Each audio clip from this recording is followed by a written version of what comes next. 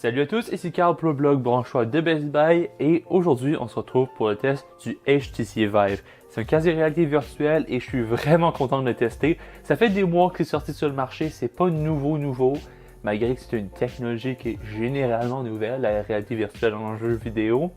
C'est vraiment quelque chose que je testé depuis longtemps, puis enfin ici j'ai la chance de le tester pour vous. C'est vraiment une expérience spéciale. La réalité virtuelle, c'est assez difficile à faire exécuter sur les ordinateurs, ça prend des bonnes performances, mais c'est réellement une expérience hors du commun. On va commencer par faire un tour du produit en tant que tel, et après ça, on va se pencher sur l'expérience. Donc, dans la boîte du HTC Vive, on reçoit le casque. Par défaut, il y a seulement la strap qu'on appelle, donc le support pour le casque de base. C'est un support en tissu, donc ça tient un peu moins bien sur la tête. Le poids est beaucoup vers l'avant. Ici, j'ai un accessoire qui s'appelle le Audio Strap. Donc, c'est un support qui est un peu plus solide, donc il tient beaucoup mieux, qui s'ajuste beaucoup mieux avec une molette à place de s'ajuster avec des velcro. Puis en plus, on a des écouteurs intégrés, donc ça facilite vraiment le tout. Ça tient vraiment mieux sur la tête à cause que le derrière est solide. Le poids est vraiment mieux réparti sur votre tête. Ce casque-là va se connecter avec trois connecteurs, un connecteur USB 3.0, un connecteur HDMI et un connecteur d'alimentation.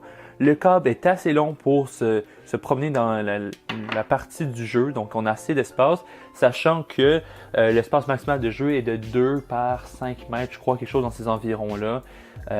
Évidemment, il y a une taille minimale que vous avez besoin pour vous promener, parce que, et oui, contrairement à des casques de réalité virtuelle de base, on peut marcher avec le casque et à cause des tourelles que je parlais, donc que je mentionnais juste après, il détecte où est-ce qu'on va.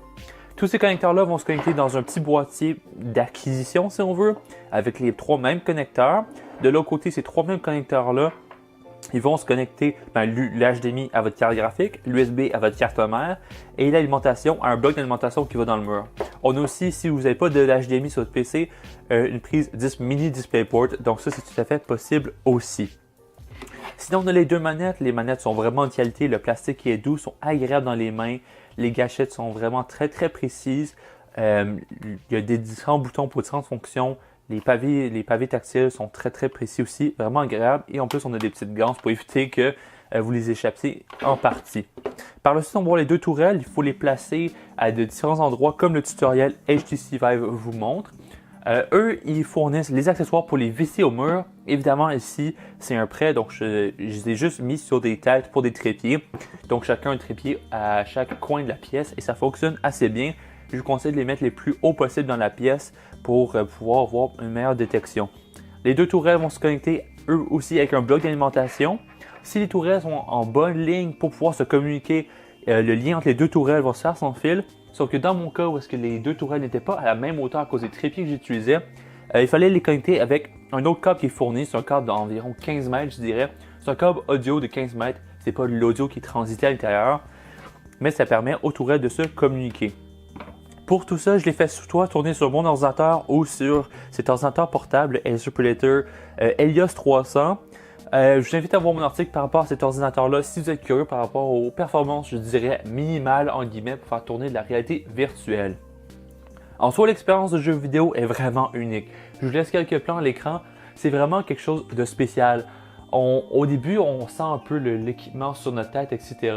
Mais une fois qu'on est embarqué dans la partie, on est vraiment c'est immersif à 100%. On oublie qu'on est dans la réalité. Le jeu est vraiment intéressant. Et il y a même des jeux en multijoueur. C'est vraiment drôle de voir des personnes à l'autre bout du monde, mais qui sont devant vous dans le casque de réalité virtuelle. C'est vraiment difficile à décrire. Je ne peux pas vous montrer à quoi ça ressemble. Il faut vraiment le tester pour voir parce qu'à l'intérieur du casque, en réalité, c'est deux écrans à 90 Hz avec une résolution de 1440 pixels, je crois.